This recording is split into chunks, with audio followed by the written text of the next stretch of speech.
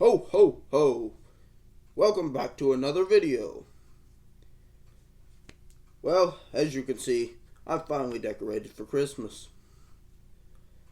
This week we're going to be doing something a little bit different, talking about a couple of new games that me and my friends tried.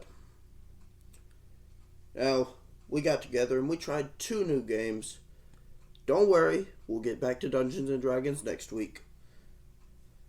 But I would like to talk to you about a game called 10 Candles and another game called Microscope. Now, these are both fun games that require zero preparation. That's why they're great.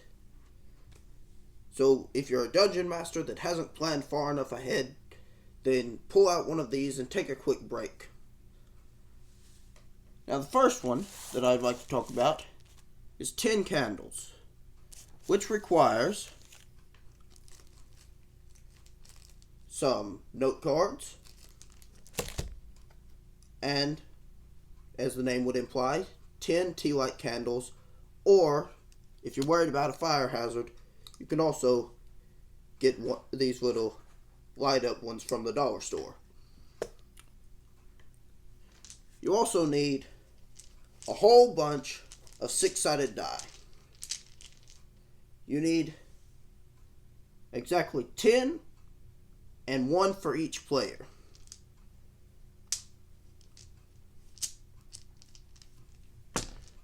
You will also need writing utensils.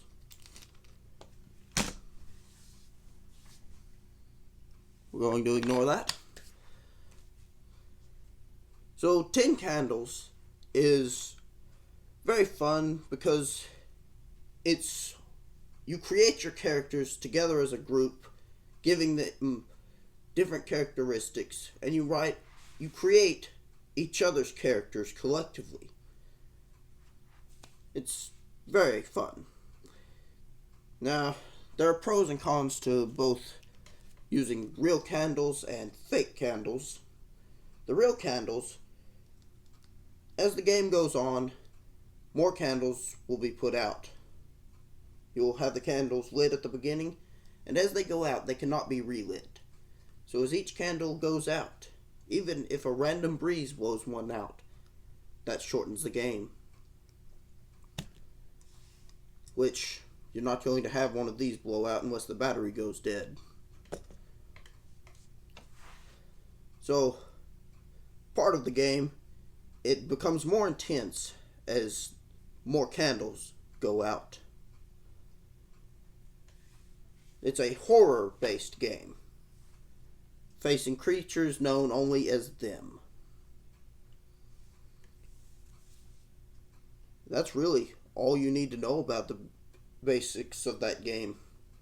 Look up some other videos or even order the book.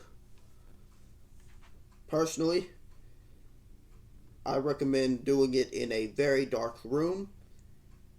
When we tried it, unfortunately we had a little too much light coming in through the windows, so it wasn't exactly that scary. Though I believe if you wait till nighttime and play this game, then it would be a lot more fun.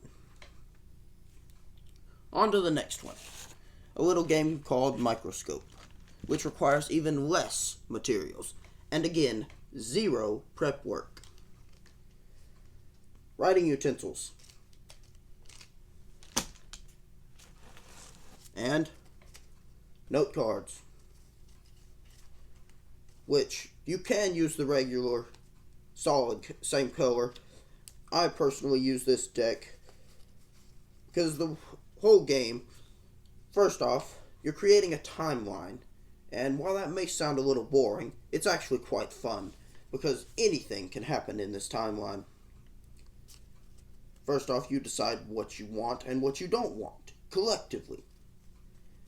This game actually doesn't have a game master. It has someone that has learned the rules to instruct everyone the first time, but after that, once everyone knows the rules, you don't really have any game master to it. Everyone participates the same. you've got deciding what you want and don't want to see. You decide the beginning and the end, and just like a microscope, you start big and get smaller and smaller and smaller. Starting out with a period in time, then you get a little bit smaller to events in time, and finally you get down to scenes, which is where a lot of the role-playing comes in. So, from our personal experience of attempting that game, it was filled with shenanigans and ridiculous concepts. I personally enjoy the sentient pineapples. So, I highly recommend both of these games. They're completely impromptu. You just bring some cards and other things that have been listed here, and have some fun. Go ahead and do a little bit more research into it before playing, because I have not gone into any detail of the rules, and I now realize that at the end. So, personally, I give both of these games 2 thumbs up. Go ahead and add that to your Christmas list. Hey guys, hope you enjoyed the video. This has been my 2 cents on 2 other completely impromptu games. You just need a few cards, a couple of other things to get started, and a like would be very much appreciated. If you enjoyed the video, leave a comment. Don't forget to hit that subscribe button, and tell your friends. You never know who might want to try. Well, that's pretty much it. See you guys next week. We'll be back to Dungeons and Dragons, and Merry Christmas.